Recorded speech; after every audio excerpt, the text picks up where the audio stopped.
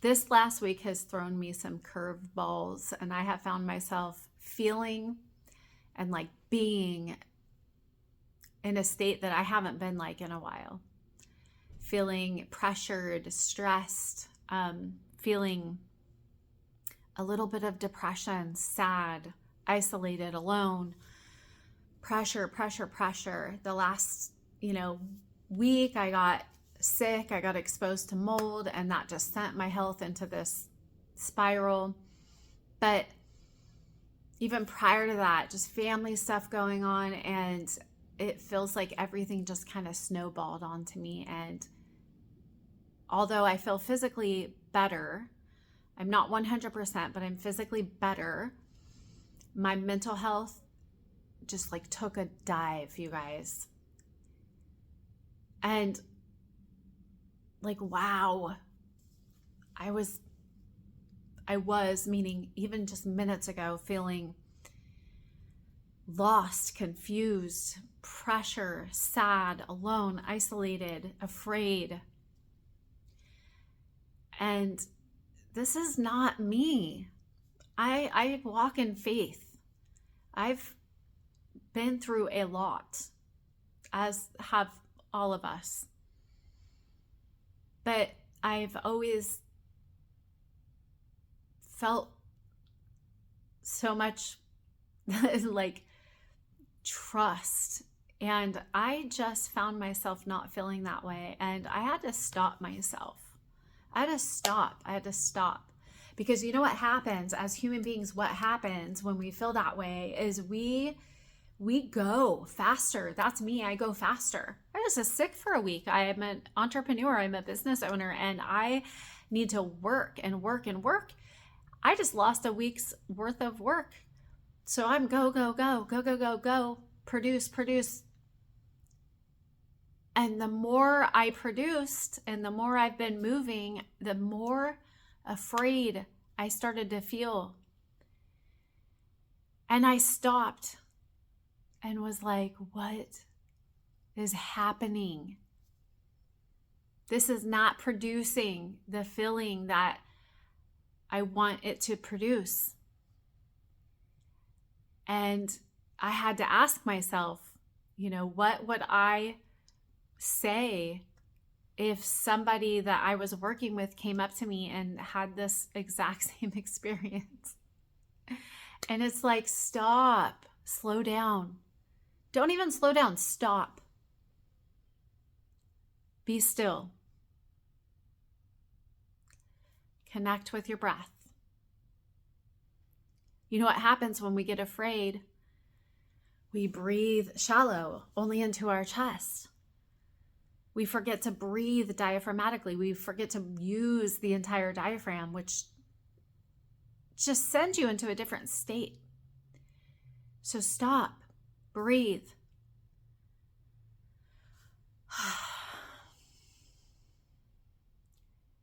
Connect to the senses. What are 3 things that I can see?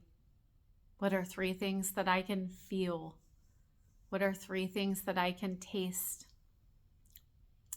I don't know if you can taste 3 things at once. Where do you taste? What part of the tongue do you taste on? What do I smell? What do I hear?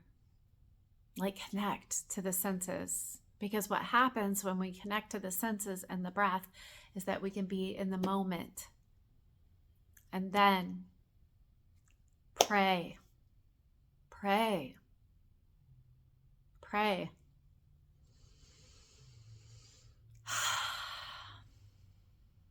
I just remembered the power of presence and prayer and being still. Man, it seems like that we can work it out in our minds, it seems that way. Like the mind tricks us into thinking it's going to figure it out for us. But that was maddening. And the amount of like depression and sadness and isolation and aloneness and mental fatigue and confusion and all these things that I was experiencing. And it was so not pleasant. There's so much power in just stopping and breathing and asking. You know, meditation can be maddening when you have a brain full of like ideas just swirling around and stresses and, you know, memories of the past and plans for the future and all that stuff that our minds do. So we gotta stop. We gotta put our body into a place that feels safe to stop. How do we do that? With the breath, the senses. Come back to the moment and then ask, aka pray, ask for guidance, for clarity, for a lessening of the sensations of stress. Whatever your prayer is, ask. For me, it's peace. Like, I need some peace. I need peace. And then listen. Be present and just listen. Listen for answers. You know, and it's not like thinking. It's contemplation. Contemplate the answer of your prayer. Like, what is this for?